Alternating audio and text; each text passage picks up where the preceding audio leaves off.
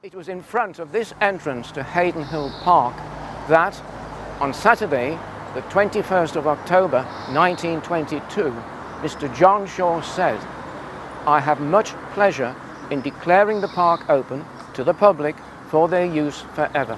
Later that day, 5,000 residents of Rowley Regis and the local area strolled around their park for the first time.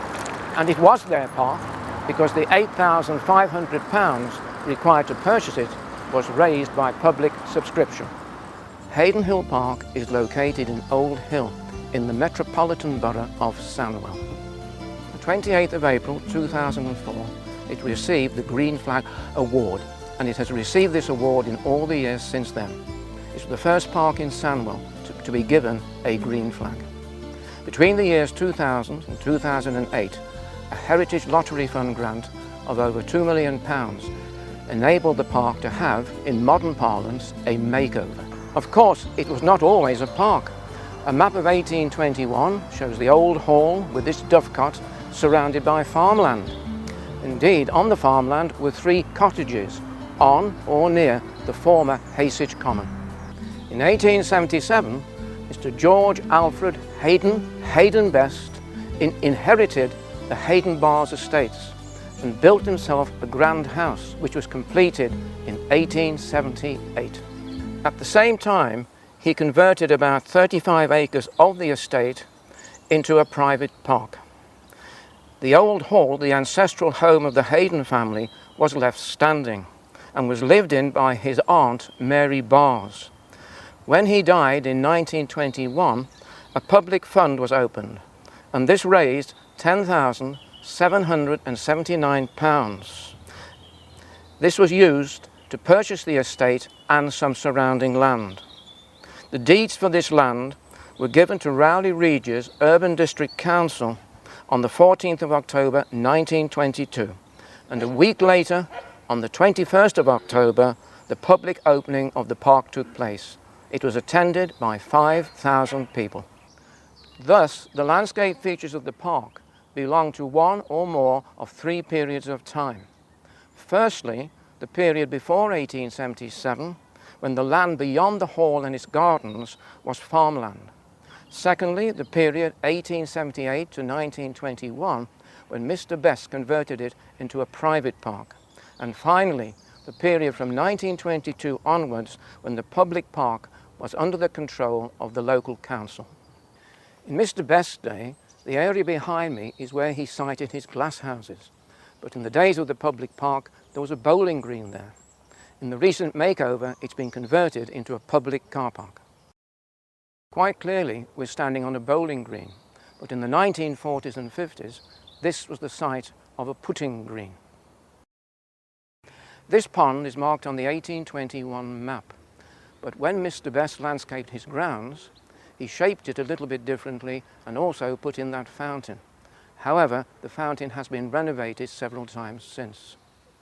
The rainwater falling on the house is channeled into the pond to top it up. This is particularly important in the summer. On the west side of the pond, as a result of the 2000 to 2008 makeover, there is a feeding platform. In the days of the hall, this was part of the private gardens, but Mr. Best converted it into tennis courts. Later on, when it became a public park, it was converted into a bowling green. Behind me is the old hall, which was built mainly in the 1500s and 1600s. It was the ancestral home of the Haden family and was lived in until 1921. This is the remains of a medieval wayside cross, which was probably located at the top of Station Road, Old Hill, on the old road between Dudley and Halesowen. Later, it was moved to a position in the middle of the road, somewhere near the top of Haden Hill and Haysich Road. Since then, it has had 2 more moves until finally resting here in 1937, about 30 yards in front of the studded door of the old hall. The space behind me is where there used to be a swimming pool. It was opened on the 10th of July 1926. It was outdoor and unheated. It finally closed after the long school summer holidays in 1966. This wall behind me dates back to the time when the land we are standing on was farmland. In order to prevent the cattle from encroaching onto the gardens of the hall, this wall was built. It is called a ha-ha. The ha-ha was demolished in the 1980s to make it easier to mow the lawn. But during the renovation of the early 2000s, it was rebuilt with recycled sandstone. The garden behind me was originally part of the gardens belonging to the old hall. Today, the Parks Department work very hard on them. They are now taking out the winter bedding polyanthers, and next week we'll be putting in the summer bedding plants. Only part of this land, to the north of the main drive to the old hall, was in Mr. Best's private park. But when it was opened as a public park in 1922, the council purchased some land which had formerly been part of Temple Meadow Field. Here they laid out tennis courts.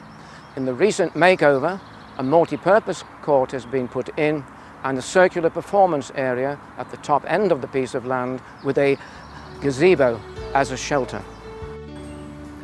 On the public part of Temple Meadow Field, in 1938, the municipal buildings were built, and in 1976, the leisure centre in Bars Road. Recently, the municipal buildings have been demolished, and in their place is the fire station called Haden Cross Fire Station.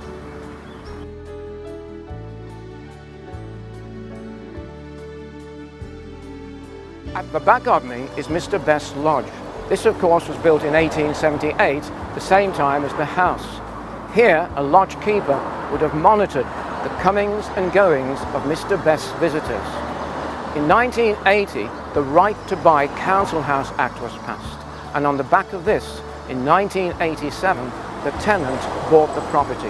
Mr. Best didn't want his visitors to use the old drive, which went straight to the Tudor Hall, because the aspect from it was a northerly one, and their view, therefore, was over the coal mines, brickworks and ironworks of the Black Country, all smothered in a blanket of smoke. Instead, he put in a southern loop, so his visitors would have views over the Worcestershire countryside, which rose to the twin peaks of Clent and Walton. In the late 1990s, John Crumpton, who at that time was the keeper of the Black Country Museum, drew a map showing the limits of the Black Country. For that purpose, he used the first and second editions of the Ordnance Survey maps on a scale of 1 to 2,500. His southern border of the Black Country more or less ran up this drive. To the north was the Black Country, and to the south was its green borderland. The serpent benches, and by serpent benches I mean the cast iron part of them is designed like a serpent, are based upon an old photograph of about 1900 and show benches like this, which obviously belonged to Mr. Best. This is part of the southerly drive which loops round to the south side of Mr. Best's house. The view from it is absolutely magnificent, and on the skyline you will see both Clent and Walton Hills. On the 28th of October 1937, a Sons of Rest was opened on the land behind me. It was built on very steeply sloping land and was supported by pillars on the downslope side.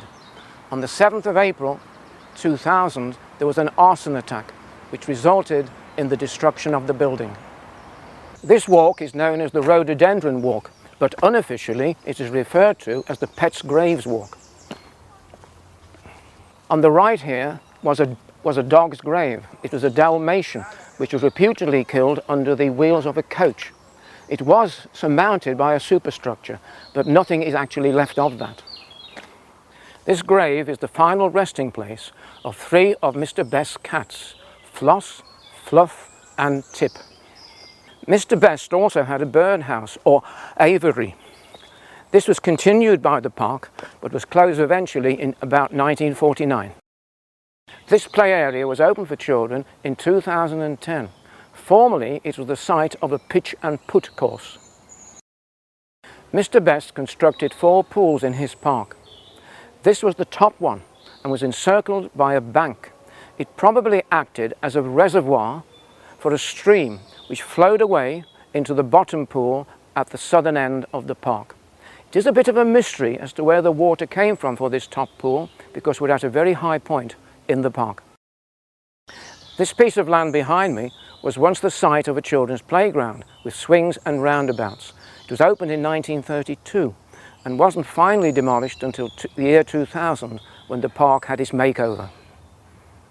This line of trees marks the western boundary of Mr. Best's private park. When it became a public park in 1922, the 9-acre field to the west-hand side of it became part of the park.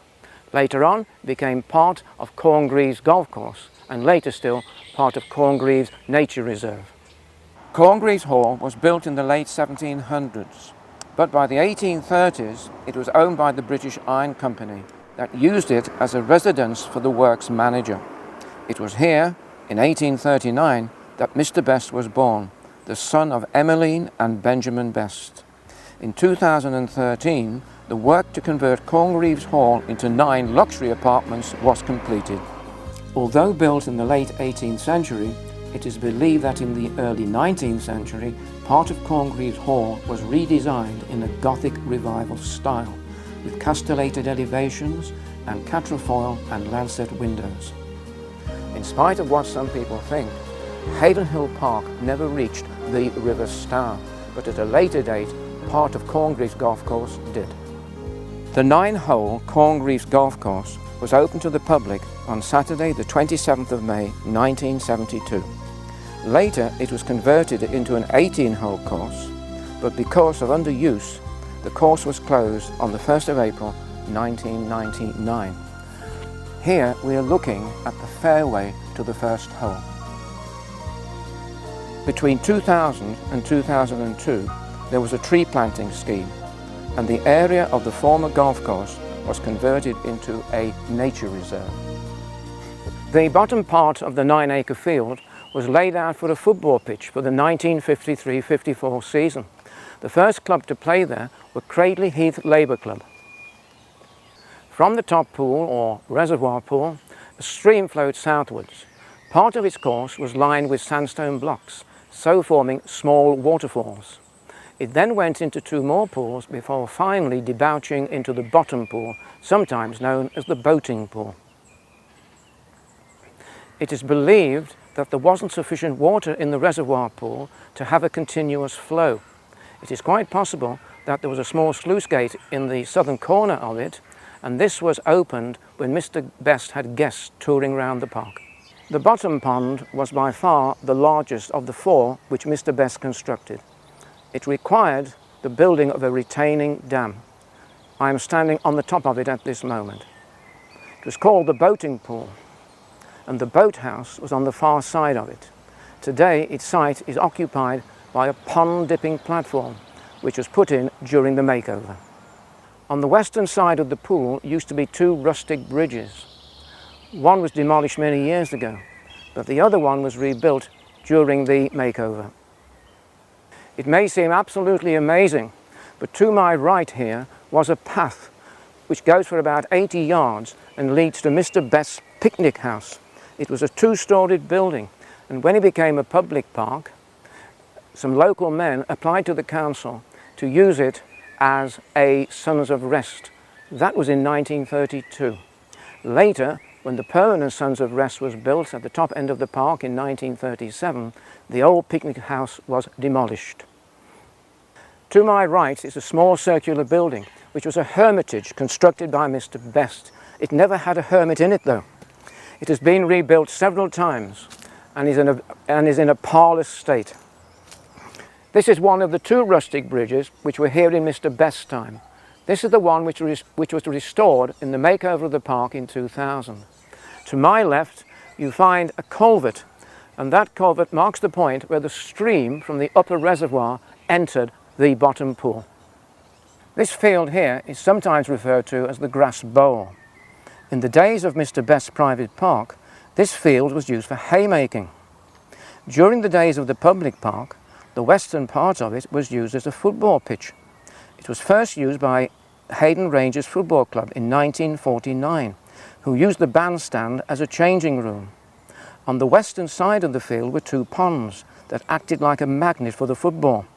It was always necessary to keep a long fishing rod with a net on the end to retrieve the ball. Both of the ponds have been drained. The bandstand was sited about here. It was the gift of Joseph and Littleton Perry and was ready for use for the opening of the public park in 1922. It was well used, and by 1925 as many as 28 bands were booked to provide a summer programme. The most popular day was Sunday, but performances didn't begin until 8 o'clock in the evening so that people could go to church first. Due to vandalism, the bandstand was rebuilt in 1936, but sadly, due to the same problem and the advent of television, it was dismantled in 1967. Behind me is Haden Hill House and Hall, and to my right is the great grassy bowl. To the left were Mr. Best's formal herbaceous border. This, in fact, was the site of 2 cottages marked on the 1821 map on the very edge of Haysich Common. In the days of the public park, these were rose gardens, but in the more recent makeover, they've been converted back to herbaceous borders, as they would have been in Mr. Best's day. The most northerly of the cottages, shown on the 1821 map, is about here, more or less in the centre of the gardens. The park is used for many purposes, such as taking a stroll, dog walking, feeding the ducks, and having a picnic. Fitness enthusiasts may go for a jog and use the recently installed fitness stations. There are 2 playgrounds, one for toddlers and another one for older children. There are also 2 bowling greens and a multi-purpose court where board games can be played. Ornithologists will have a field day in the park and Corngreaves Nature Reserve. In 2013, 39 species of birds were identified. For many years, a firework display with a huge bonfire was held on the old bandstand field. Spectators were able to look down on the display from vantage points on the size of the bowl-shaped field. The last bonfire was held in 1990. Each year, a programme of events is organised by Sandwell Council. In recent years, Tudor, Civil War, Boer War and Homefront reenactment groups have performed in the park, and there are musical events ranging from brass bands to pop groups. At the end of November, the old hall is festooned with holly and ivy, and of course, Santa always makes a visit.